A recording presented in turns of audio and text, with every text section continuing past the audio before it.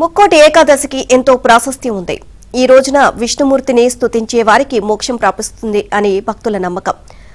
శ్రీరసాగర మథనం జరిగి హాలాహలం అమృతం ఉద్భవించింది ఈ రోజునే. అందుకే ఇంతటి పవిత్రమైన రోజు శ్రీవారిని దర్శించుకుంటే ఎంతో పుణ్యం లభిస్తుందని భక్తుల ప్రగాఢ విశ్వాసం. ఇవాళ ఉపవాసం ఉన్నవారు పాప విముక్తులవుతారని కూడా భక్తులు నమ్ముతారు.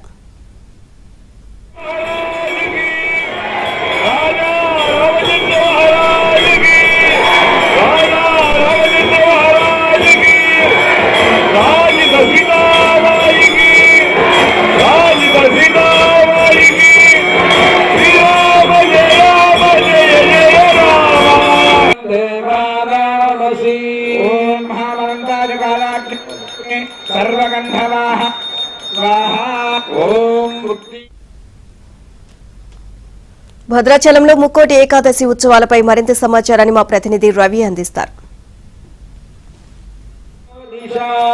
ముక్కోటి ఏకాదశి పర్వదిన సందర్భంగా భద్రాచలం భక్తజన సందర్భంగా మారింది. సాక్షాత్తు శ్రీ మహావిష్ణువు శ్రీరామచంద్రుడుగా కొలువైన పుణ్యక్షేత్రం భద్రాచలం రామాలయంలో ఉత్తర ద్వారం ద్వారా దర్శనం చేసుకుంటే ఎంతో జన్మజన్మల పుణ్యమని కూడా భక్తులు వేలాదిగా తరలివస్తున్నారు. శ్రీ మహావిష్ణువు శ్రీరామచంద్రుడుగా కొలువైన పుణ్యక్షేత్రం మనం భద్రాచలం రామాలయంలో చూడవచ్చు. ఉత్తర ద్వారం ద్వారా భక్తులు వేలాదిగా తరలివచ్చి దర్శనం చేసుకుంటున్నారు.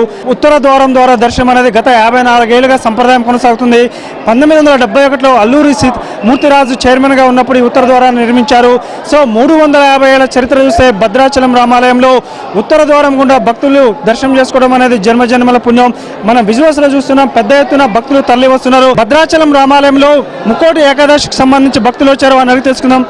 ముక్కోటి ఏకాదశి పర్వదినం రోజు శ్రీరామచంద్రుని ఇలా ఉత్తర ద్వారంలో దర్శనం చేసుకోవడం ఎలా అనిపిస్తుంది? ఎక్కడి నుంచి వచ్చారు? మేము ఖమ్మం నుంచి వచ్చామండి. ఇది ఫస్ట్ టైం రావడము, చాలా సంతోషం అనిపించింది.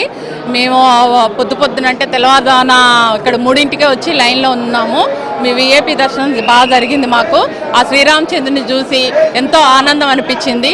భద్రాచల రాముడు మాపై దయ ఉంచి మాకు ఈ దర్శనాన్ని ఇప్పించినందుకు మేము చాలా చాలా కృతజ్ఞతలు ఉంటున్నాం. ఈ భద్రాచలంలో కూడా ఎలాంటి ఇబ్బందులు లేవు, హ్యాపీగా దర్శనం చేసుకుంటున్నాము, వెళ్తున్నాము.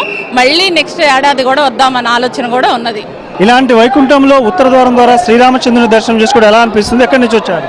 మేము కరీంనగర్ నుండి వచ్చినామండి. ముక్కోటి ఏకాదశి పర్వదినాన రామచంద్ర వారిని దర్శనం చేసుకోవాలని ఎప్పటి నుండో అనుకుంటున్నాము. మేము ఎర్లీ మార్నింగ్ 3 o'clock వచ్చి ఇక్కడ మేము ద్వార దర్శనం ముందు కూర్చోవడం జరిగింది. మార్నింగ్ 6 o'clock వరకు అక్కడ జరిగినటువంటి అన్ని పూజలు మేము చూసి తరించి ఇప్పుడే ఉత్తరద్వార దర్శనం చేసుకొని బయటికి వచ్చామండి.